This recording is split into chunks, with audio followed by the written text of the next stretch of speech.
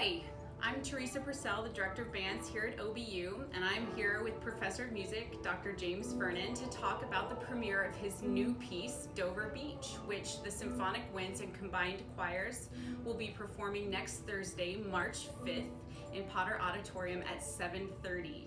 Hi, Dr. Vernon. Good morning. Can you tell us a little bit about the genesis of the piece, Dover Beach?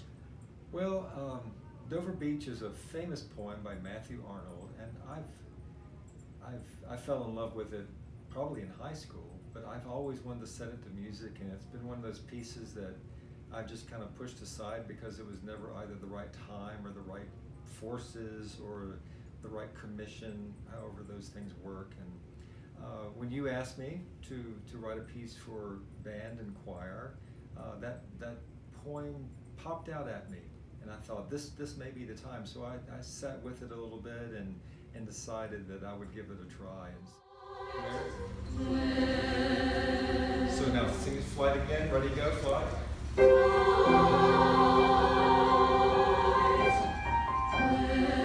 we go. See the context now? Guys, sing yours, fly. Go.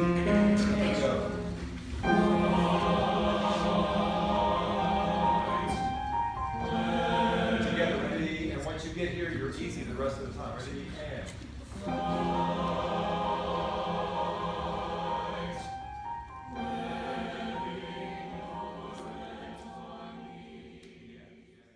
You know, any piece of music that uses text is programmatic music at its heart. And programmatic music, of course, is trying to tell a story of some kind or evoke some kind of mood. And the mood of Dover Beach is varied. It's very beautiful at the beginning, describing the ocean and the metaphoric language in the middle, talking about Sophocles and how Sophocles 2,000 years ago probably sat looking at the same waves and thinking about things that he would write in his tragedies and his plays. And then at the end he turns and it becomes a little darker and it becomes a little bit more complex, and I think that's great fodder for musical composition, because you have all these opportunities to write music in different moods and in different ways and different rhythms and melodic structures. And so it's just a very rich piece for me to be able to write with. The piece is for Symphonic Winds, or Wind Ensemble and Combined Choirs. What are some things we can expect to hear in the piece? Hopefully you will hear a partnership between the Wind Ensemble, the Symphonic Winds, and the choirs, the combined choirs of OBU. This partnership, many times the choir and band music is usually something for the choirs to shine through, and the band is there as an accompaniment, and I really wanted to stay away from that. I wanted to make them equal partners, and when the band and the choirs are performing together, that it's kind of the symbiotic relationship, and they're feeding off one another and they're partnering with each other. And so you're going to hear that. You're going to hear the band, especially at the beginning, doing a lot of things on their own. You're going to hear my attempt at metaphoric language in music. It would be really easy to write music that sounded like the ocean.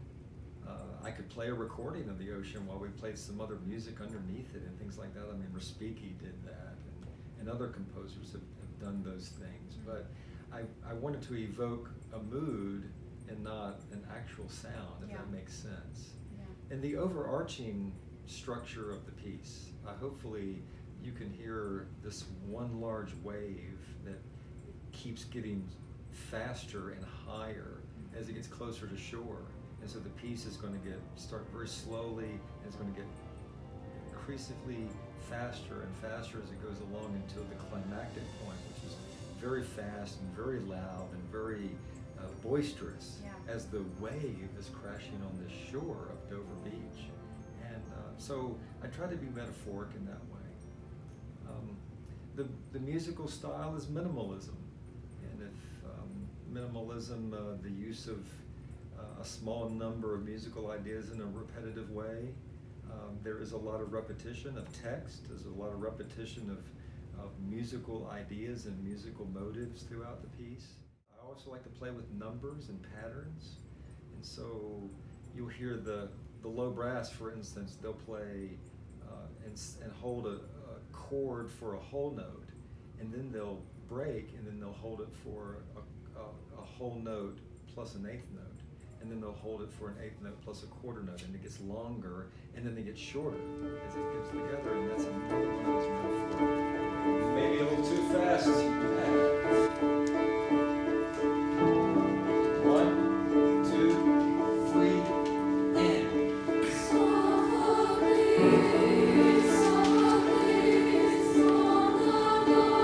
Nice. Guys.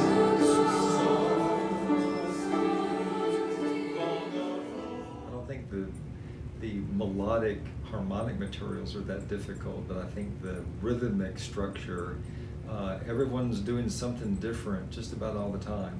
Yeah. And there's a lot of cross rhythms, there's a lot of 3 against 2 and 2 against 3 and 4 against 3, and you just have to keep your wits about you and stay in there. So. Yeah. Can you tell us again when we can hear the premiere and where? Yes, Thursday night, March 5th, in Potter Auditorium, Rayleigh Chapel, 7:30 p.m. The combined choirs of OBU, directed by Dr. Chris Mathews, who directs the Bison Glee Club and the University Chorale, and myself, who I direct the Bisonettes Glee Club, the women's choir. And we're combining all those choirs with your Symphonic Winds, and we're just excited about this concert, so thank you. We're looking forward to it too. Thanks for letting us perform your music. Oh, thank you. We hope to see you all there.